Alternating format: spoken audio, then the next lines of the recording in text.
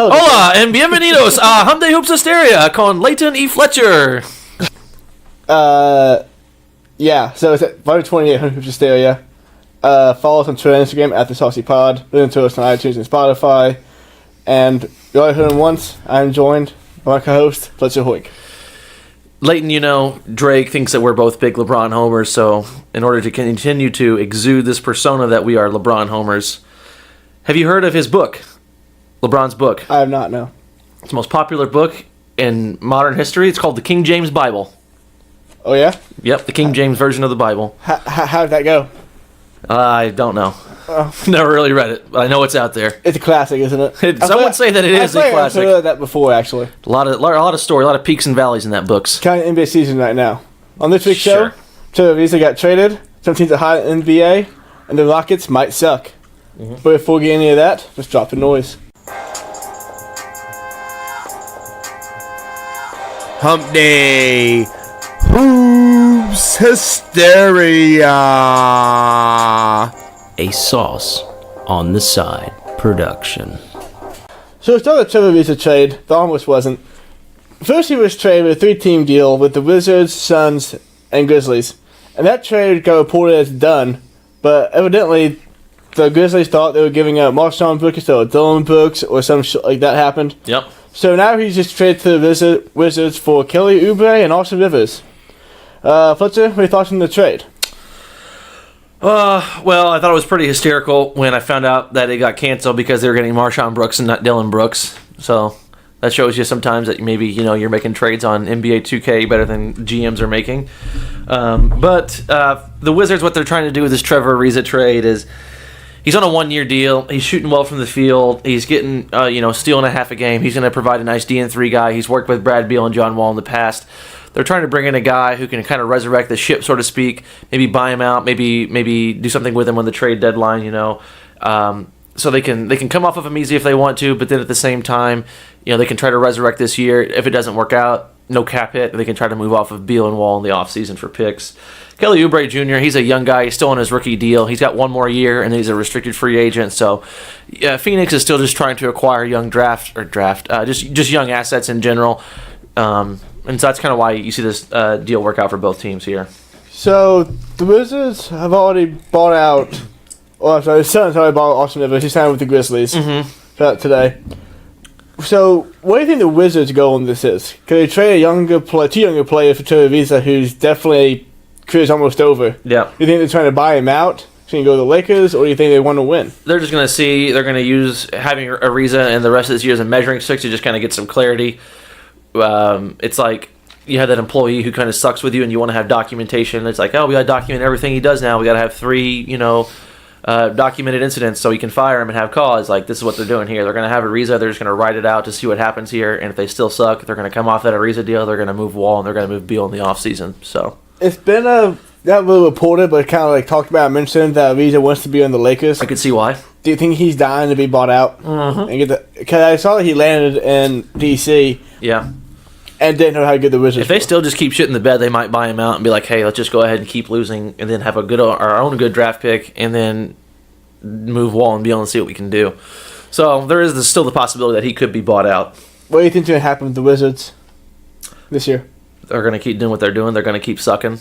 They've shown flashes in the pan of being okay, but their issues run deep, and it's not just a Band-Aid that's going to fix an infection, so to speak. So I don't think Ariza is definitely the fix for the situation. Yeah. I don't know. It's just a situation. Maybe it's a measuring stick deal. I'm not sure what they're doing. I think they're trying to get rid of cap money. I think they will buy him out. Yep. Now I'm going to a team that wants to win right now. The hottest team in the NBA, Indiana Pacers. Hey. They won 7 in the last 10 games. Talked about them about a month and a half ago, maybe 2 months ago, about how McMillan had a team playing really well. When Oladipo went out, they still played okay. Yep. Fletcher, are we ready to call them actual contenders in the Eastern Conference? I think I'm not going to have them coming out of the East, but I mean they could definitely give Toronto. The last time I checked the score tonight, they were up at halftime by 8. They could definitely go 6 or 7 games with the Celtics, the Bucks, the Raptors, the best teams in the East. I'm not going to pick them to come out of the East by any means. They lost a fluke game last night on a buzzer beater to the Cavaliers. I think it was kind of like maybe overlooking the Cavaliers coming into this Toronto game tonight, but that was kind of a fluke game. They should have won 8 out of their last 10, riding an 8-game win streak into this game against Toronto. But I think that loss might be a blessing in disguise, might be a way to wake them up. And they're playing, last time I checked, really well against the Raptors. So I'm excited about the Pacers. And I went and watched them courtside earlier this year when they played the Boston Celtics. And my dad and I went. And the last time my dad and I went and watched a basketball game together, we watched the 2008 Boston Celtics. 2008 Boston Celtics won the title. So I'm saying the Indiana Pacers, I guess, now are going to win the title. Just luck. Yep, rescind what I said earlier about them not coming out of the East. So luck of the year. Everybody go, call your bookies, do your online thing. But I will say this. I said to bet that over. That win total was 47.5, and they are pounding that shit now. They might have 21 wins tonight. They have 21 wins? Well, if they win tonight, they'll have 21 wins. Don't pay a shot of that. Yep. So, we know Oladipo, he's the all-star on the team, probably team best player. Besides him, okay, he can't do it by himself. What else have they been getting? Well, Miles Turner is the best rim protector in the NBA. He's leading the NBA in total blocks this year. And then he's got third. Hot take. I mean, well, he's just shy behind Whiteside and, hell, I can't remember. There's one other guy in front of him, probably like DeAndre Jordan or Drummond, but he's third in blocks, and he's like 2 decimal points behind them. So you look at what he brings to the floor defensively, it's really impressive. We got a two-headed monster, so to speak, in point guards. We have Corey Joseph coming off the bench, who's more than capable of starting. Darren Collison, starting point guard. Both jack-of-all-trades kind of point guards. They're going to be B- in pretty much everything they give you on the floor, offensive and defensively. We got the star in Oladipo. We got the depth. We bring Sabonis off the bench. We bring Tyreek Evans off the bench. Bojan Bogdanovic is shooting 49% from 3, which is league best. So we got a really complete team. Pretty solid. So last time I talked about them, I asked you this question, and you weren't really sure. But Nick McMillan, Coach of the Year? I don't think he's Coach of the Year. Asking me Coach of the Year off the top of my head, I don't know. It's hard for me to say right now, but I don't think it's Nate McMillan. He's doing a fantastic job. I think he actually has a pretty good team around him. So if I was going to go Coach of the Year, it'd probably be like Doc Rivers or the guy out in Denver. I can't remember his name. I don't know him either. Mike Malone? Denver, sure. Mike Malone, Coach of the Year, Denver Nuggets. Mm-hmm. On another good team, Boston Celtics. Last time I talked about the Celtics, they were right around 500, probably even under 500, and just playing really bad basketball. And now they're 7 games over 500, and I think they're rounding into form. What do you think we can expect to see for Celtics going forward? Is this how they're going to play for the rest of the season, or will they just have peaks and valleys all year? Well, I'll tell you what. I watched them play a couple games early in the year, and I thought, well, they already got the chemistry thing figured out, and I was really premature on that take. That it took some time, but you're seeing more of that chemistry build up. You're seeing Kyrie, Hayward, Jaylen Brown, Jason Tatum, and Al Horford all coming together and building that chemistry to know how to play with one another. They've actually won 8 out of their last 10. They are really rolling right now. Health is there. Their 4 young guns are all healthy. They're all playing together, but you're really seeing cohesion on offense and defense. I said earlier in the year, that they were when I watched them, it was too much my turn than your turn on offense, and you're seeing less and less of that. You're seeing, instead of guarding one time down the court, instead of teams guarding Jason Tatum and then Kyrie and then whoever, you're seeing teams have to start guarding the ball now, and that makes it a lot harder when you have 5 guys who can actually play when you have to guard the ball. That's what makes the Warriors so deadly, is that they have all those guys and you have to guard the ball along with those guys. So You're seeing that develop, and then guys are learning how to move and rotate with one another, learn tendencies on defense. So it's a collection of everything that's coming together right now, and having a great coach like Brad Stevens is helping that progress as well. So the Celtics are going to round into form. I think they're probably going to be a top 3 seed in the East by the end of the year. So yeah, and so it's only a matter of time until they got together. It's just too many good players, too good of a coach enough to get together. Yeah. I saw a report earlier this week that they have geared up over the past year or so to get Anthony Davis in free agency or trade next season. Yeah. If you could get him at this season at a trade deadline, would you just get him, or would you wait till next year when he's cheaper? Oh, man. I don't think he's going to become available this year. I think it's in the offseason that talk is really going to ramp up.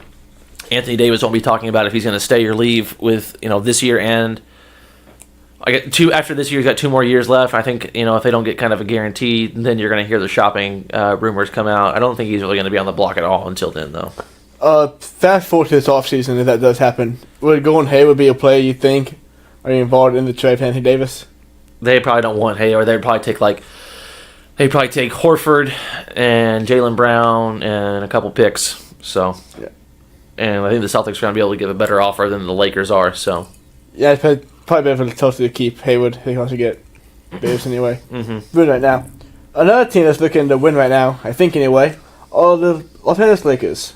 The team's really hot right now. Yep. LeBron James, Lonzo Ball both have triple doubles in the same game with the Hornets last Saturday night. 8th pair of teammates there to do so. They're now tied for the 4th seed in the West, only game and a half out of first. Do you think Lakers, kind of the Celtics, will keep getting better all season, or would they hit a wall eventually and start to plateau off? well, I'll tell you what. In the offseason, we talked about, they won 35 games last year. You had Kuzma in his rookie year, Ball in his rookie year. Ball was hurt. You really had a lot of inconsistency all over that team, top to bottom. And, we talked about it. LeBron makes teams on average when you go first got to Cleveland, first got to Miami, then first back in Cleveland. He makes teams on average about 15 to 16 wins better. You add health with Lonzo Ball. You add health with Brandon Ingram. You add progression to Ball, Ingram, and Kuzma. You bring in LeBron. You bring in Lance Stevenson. You bring KCP back. You bring Tyson Chandler in. This team is going to get a lot better. And so people always have been looking at the Lakers. They looked at the Lakers coming into this year like they were the Lakers from 3 years ago, and that's just not the case. So, with the dissension of the Rockets, there's absolutely no reason why they can't seriously be the second or third best team in the West. Kyle Kuzma in his last 10 games has been averaging 21-7. He's proved me right in the fact that I thought he was going to ascend to that star level status. I saw the jump that Brandon Ingram made last year, but I believe more in Kuzma. He's more of a physical player. He's willing to shoot it. He's willing to go inside. He's willing to do some of that banging down low that LeBron doesn't want to do late in his career.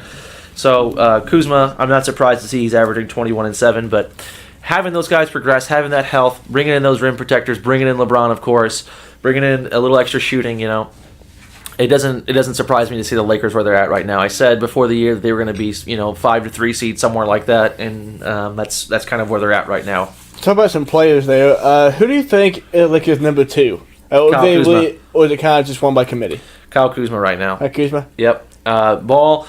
He has some peaks and valleys. He has some good games. He'll go through stretches where it's like he's a rookie all over again, shooting poorly from the field. But Lonzo does things you can't measure, like moving the ball quickly on a fast break or rotating the ball, like getting the hockey assist, passing it to the guy who will get the assist. Rebounds well for any guard in the NBA. Defends well for any guard in the NBA.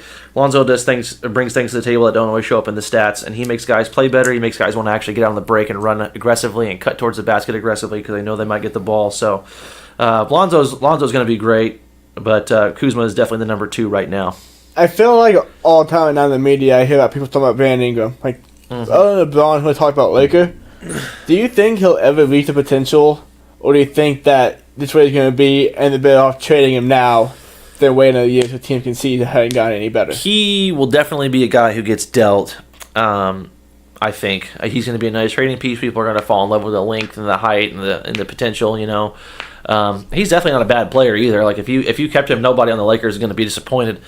But he's just not Kyle Kuzma. Kyle Kuzma is coming in, shooting the ball well, playing aggressively, playing hard on defense and offense, and you see that he's getting rewarded by having an amazing stretch. All right, so we'll go from the better teams in the East to the worst teams in the East. Houston Rockets. 29 games in, and the 15-14, and out of the playoffs. I think they're 11th or 12th overall in the conference. Yep. Is there any real concern that they won't make the playoffs this year? 30 games in, it's time to start worrying. The other night when James Harden had that 50-point triple-double against the Lakers, everybody was, oohing and ahhing over James Harden and the Rockets beating the Lakers, but I didn't really learn anything about the Rockets. Yeah, they scored a lot of points, and James Harden went off, and I've seen that happen plenty of times. What happened in that game was Kyle Kuzma had a great game. LeBron played well. The Lakers as a team played well. But, foul trouble cost him down the stretch. I learned more about the Lakers that night than I did with the Rockets. I said earlier, about 10 games in, that you could shoot your way to 50 wins in the regular season, especially in this NBA, and the Rockets have really done everything they can just to prove me wrong. And so there's definitely cause for concern. You can't they're targeting KCP. I don't think bringing in KCP is going to suddenly make you go from 15-14 to 30-14. I don't see where this jump is taking place. And I don't know what's going on, because I know losing that perimeter defense and that depth was going to hurt them, but being 530 games in, that's hard to explain that. So, yeah, real quick, the KCP trade. I heard about that, and do you think the Lakers would do that trade him to the Rockets, who are one of the top competitors? I think the only way KCP was getting traded to the Houston Rockets is if it was that 3-team deal where Ariza was coming to the Lakers, because then he would bring more length and the equal amount of shooting from the 2-guard spot or the 3, wherever they decided to play him. So he was just going to make their starting lineup taller and longer and better defensively, and that was the only way they were going to come off KCP. KCP's a 1-year deal, just like Ariza, so you'd have been inserting a little bit better of a player, and maybe a player who's more suited to play with LeBron than KCP. But I don't see that happening now, unless a buyout occurs and then they somehow come ahead with dealing KCP. I'm not entirely for sure. Could this Chris Paul contract be off to start the 4 years, $160 million? Yeah. Well, he's been playing in fewer and fewer games the past 4 or 5 seasons now. He's going to get into his mid to late 30s. This is not a good contract to be in. Their window was open for about 15 minutes and they missed it because of that Chris Paul injury in the Western Conference Finals. And I mean, you can't blame them. They had to re-up somehow, and so they signed Chris Paul to this monster deal. But they're pretty much trapped with that deal now. They're going to be Oklahoma City in a couple of years. Way they're going to be trapped with Russell Westbrook. That's the way Houston is right now. But they're going to start feeling that wrath, and by next year, I bet. So tough spot to be in. I can't say that I would have done it any differently though. But they missed their window, and their window was open for about 15 minutes, and they missed it. So ultimately, where do you think the Rockets wind up this year? Think that in the playoffs? Just out high level, low level. I'm gonna give them the benefit of the doubt. I'll say they'll get the 8-7 seed and then find a motivation in the playoffs of wanting to play spoiler, but we'll see if that happens or not. All right. And now we want to Plus on the Fly. This is a segment where I ask Fletcher 3 questions, and what they are, and answer them all on the fly. Our first question is a blind player test. Oh, great. Player 1 averaged 22 points per game, 2.7 blocks per game, 1 steal, 10 rebounds, and shot 50% for the field. This is through year 15 for this player. Year 15? Yes, through year 15. So 1 to 15 is career average. Player number 2.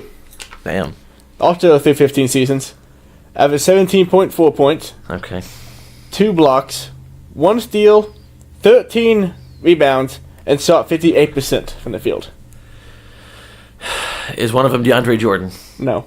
Damn. That field goal percentage. But which player would you rather have out of those 2? Damn. I think the second guy, just because he's shooting 58% from the field, it means 2 more rebounds, almost 3 more rebounds a game. It means he's not a guy who needs the ball to be effective. He rolls hard on the pick and roll. I'll take the second guy. Who is it? So the guy 1, Patrick Ewing. Okay.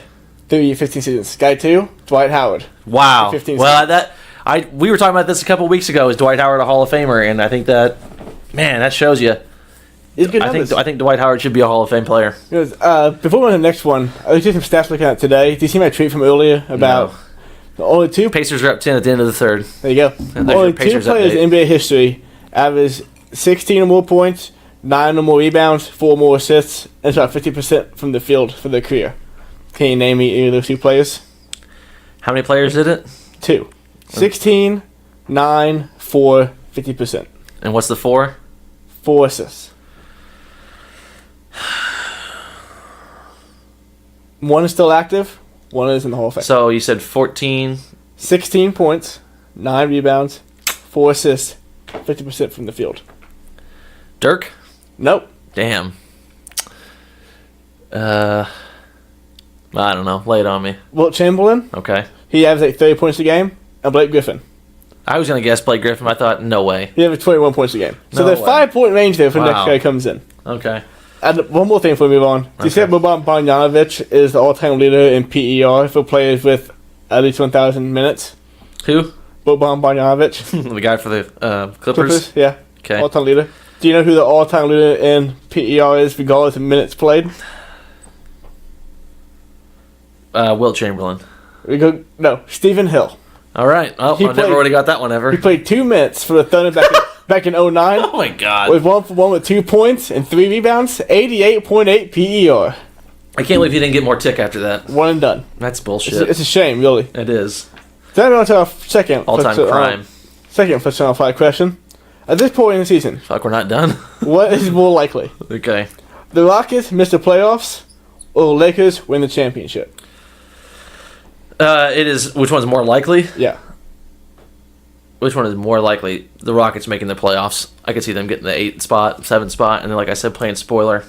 I just don't see the Lakers winning the title this year. They can make it to the Western Conference Finals, but even if they got out of the Western Conference, Rockets missed the playoffs. Oh, Rockets missed the playoffs. Yes, or they can win a championship. I'm just gonna make myself look dumb. I'm just gonna say the Rockets missed the playoffs. Really? Just because the Lakers aren't gonna win the title this year. There's no chance. No, absolutely not. There are like 3 teams out east that are better than them. The Nuggets, I don't know if the Nuggets are better than them, but the Warriors are definitely come playoff time going to be better than them. So, yeah, the Rockets missing the playoffs. Anything besides the Lakers winning the title right now is more likely. All right. Not anything, but. And the last question, I'm going to give you a combo. You got to pick, there will be 2 groups of 2 players. Okay. You got to pick one. Giannis Antetokounmpo, Anthony Davis, or Steph Curry and LeBron James. In a 2-on-2 game? Sure. Or you just take those guys to start a team with. They're all the same age in this scenario. They're all fuck. Well, Steph Curry wasn't that good what age are we starting at? They're all peak age. I'm going to take Steph and LeBron. Talk about a guy who can take the load off LeBron as far as handling the ball, and a guy who can shoot. Who better than Steph Curry? Giannis can't shoot. Obviously, Steph is going to be a huge liability in a 2-on-2 game with those 2 guys, and so if it was 2-on-2, I'd probably take those other 2. But if we're talking real NBA 5-on-5, I want LeBron and I want Steph. All right. Yeah, I have to agree with you on that one too. And then after it's on the fly, that'll be back every week. So now, before we move on to the best team in the NBA, so I just want to talk about. Over the past decade or so, it's kind of just been commonplace. The Western Conference is just the more superior conference in depth and quality. But with the Rockets, Bucks, Pacers, Sixers, and Celtics all looking like contenders this year, is it time to say the East has surpassed the West? No. You brought this up probably 3 weeks ago, and I didn't really pay much mind to it then, but the gap has definitely closed this year. And I think you look at the dissension of the Rockets and then the dissension of the Spurs over the past few years, and then these younger teams kind of starting to make noise, the Lakers, the Nuggets, even the Sacramento Kings, crazy as that sounds. The West is literally the Wild West. It's not so much that it's amazingly better, but it's just wild right now. The seeding, the teams, where they could shake out. And I think sometimes people confuse that with the Nuggets and now the Warriors and the Lakers. Like, look how good those teams are. It's like, I don't really know that the talent is that much better. It's just that the standings fluctuate so much now because it's so tight and so wild out there. So I think the gap is definitely closing, but I still think the West is better than the East. I agree with you. I was talking this on Monday's show a little bit, but I ranked out all teams 1 through 30, and the top 5 each had more teams. Top 10 was even split, but then 11 through 23 or 24, it was all Western Conference, and then 2 total teams. Because the second worst team by record in the West is the Jazz, and they still won 14 games. Yep. The Suns have just won 5, really bringing out anything else. But 6 of the worst 7 teams on the Eastern Conference.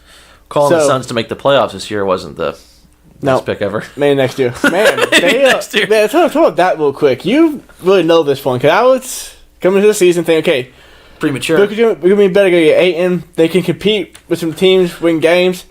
They're not winning games, but they're not even close. No. Do you have anything you want to say on the Suns and how they suck? Well, a few years ago, the Magic had a whole big collection of young talent, and they were like, "Oh man, a couple 2 or 3 years, they'll take their steps forward." Well, the thing is, the team had nothing but young talent. They had no veterans to lead them, so there was not so much a competing to make the team better, but it was like individuals competing against each other to get that contract, get that playing time. Not so much to gel as a team. And it's hard to learn that when you have a bad locker room. And I don't know if the Suns have a bad locker room, but they definitely don't have a cohesive locker room. So, they have Jamal Crawford. They just traded away Ariza to get Kelly Oubre, who, wears Supreme sleeves in his games and shit like that. So, I think it's a locker room issue. It's obviously not a young talent issue. They got plenty of young talent to go around there. They're going to have to reassess what they're looking at in the offseason. Yeah, for sure. They're the point team in the Rockets. Because you don't want to go from a rebuild to another rebuild. Yeah. That would suck. It's bad luck. Did you see that the owner wants to move that team to Seattle? If he didn't get a new stadium deal, like Seattle, Las Vegas, the 2 cities named. Give them a new stadium. Shit. Why just give him a new stadium? Who I cares? mean, he had to have the money for it. It's a fucking NBA team. Yeah, I don't know. Sell the one you got, the stadium, to something. I don't know. Tear the shit down for all I care. I don't care what you do with it. Get you him a new stadium. Who cares? Well, just sign yes. Anyway, though, on to the best team right now. Eastern Conference, talked about Raptors, Pacers, Bucks, essentially Celtics. All the contenders. I like the Bucks and the Pacers a lot, but the Raptors are still a community conquer Eastern Conference. Yep. Game in, game out. They just perform, and they look great. And they've been in first place basically all season long. Fletcher, what do you think? I mean, I'm going to go with the Raptors still as the best team out in the Eastern Conference. They're playing really well. Toronto, Milwaukee, Indiana, Philly, Boston, they're all loaded. Philadelphia, interestingly enough, Joel Embiid, in the few games that they played together with Jimmy Butler before Jimmy had to be sidelined for a moment due to an injury, Embiid was really struggling from the field as far as points and field goal percentage, and he said he felt like he was being relegated to a stretch five. So I wonder how Jimmy Butler, with that team of lack of shooters and then adding a star who's not so much a shooter, how that's going to all gel together. I think, as of right now, I think it's going to be Milwaukee, Toronto, and Indiana in the top three for a while. Boston's going to make a climb. I think when it all shakes out, your top four are going to be some combination of Toronto, Milwaukee, Indiana, and Boston. That's how I think it's going to shake out. But still, the best team right now in the East is the Toronto Raptors. No. I go to the West. Basically, there are two really good teams. They're the best of teams. I'll just go to the other one. Nuggets and Warriors, I think, are the better two teams. Yeah. But I can't not say Warriors are better than the Nuggets. They just have all the star power. They've done it like 2 years in a row, 3 of the last 4 years. So just to be the Warriors in the Western Conference and in the NBA. Fletcher?